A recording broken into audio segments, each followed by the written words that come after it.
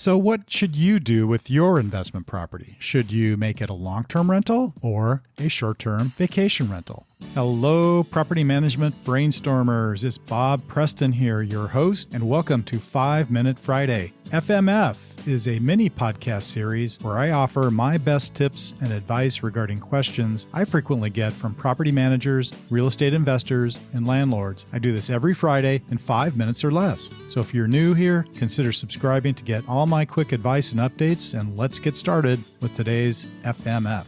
At my property management company, North County Property Group, we provide property management services for two distinct categories of rental homes. One would be the long-term unfurnished rental, and the other would be a furnished vacation rental home. And oftentimes when I'm speaking with a new client, they'll ask me, hey, which way should I go and which way would provide the best rate of return? So I thought today's episode could be dedicated to distinguishing between these two types of rentals and what way would I recommend depending upon the profile of the particular property owner. So let's start with the long-term rental. This is the most common type of rental property. It's the majority of our rental portfolio and involves finding a tenant for a long-term lease on a home that is typically unfurnished. The websites we use to advertise long-term rentals would include Zillow, HotPads, Homes.com, and Realtor.com. Along with others, there are a bunch of them, hundreds of different sites. The tenant typically moves into the property along with his or her own possessions and furniture, usually remaining in the home for a year on a 12-month lease. Typically, the tenant would pay all the utilities and other expenses along the way. Long-term rentals provide owners, in my opinion, with the most secure and steady cash flow while keeping their overhead as low as possible. So the pros would be the steady cash flow, tenant pays utilities, property is rented unfurnished, and overhead is relatively low. Cons, well, tenancy is formed after 30 days. And so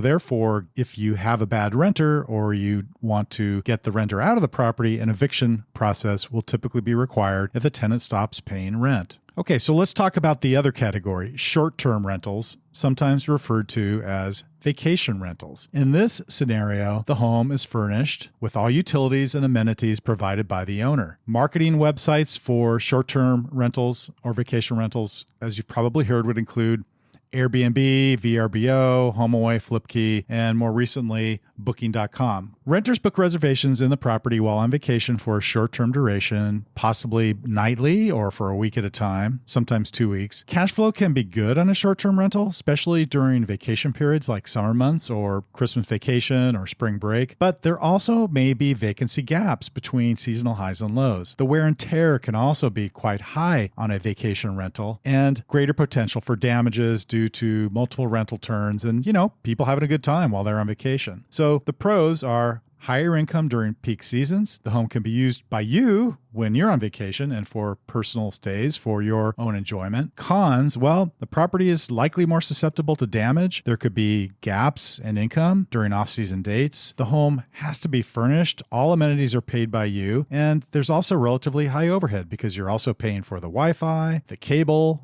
heating, and also what we're seeing more of in certain communities is that neighborhoods may object to the constant turn of renters coming in and out of the property. I should also note that our property management fees are typically higher also on a vacation rental because of the constant turning, cleaning of the unit, and preparing it for the next arriving renter. So what should you do with your investment property? Should you make it a long-term rental or a short-term vacation rental? Well, I typically guide prospective clients for North County Property Group based on a set of questions that I ask them and then help them decide what is right for them based on their answers. The first question is, why did you buy or why do you own this property? If it's for investment income and appreciation on a steady basis over a long period of time, or perhaps it's your permanent home that you're vacating temporarily, then that would lean towards renting it on a long-term basis. If the home is clearly a second home purchased primarily for your personal enjoyment in San Diego County, and you also plan to use it with your family on vacation, well, that might lean towards keeping it as a short-term rental. The other question I ask pertains to your income goals and cash flow needs from the rental program. If you're seeking steady cash flow coming in every month and it's needed to support your lifestyle or pay the mortgage or other bills so you can hang on to the property, that's more oriented towards a long-term rental approach. If rental income would be nice to have when you're not using the home, but is not a have to have for you and your family, okay, that's another good reason to keep it as a short-term rental. How about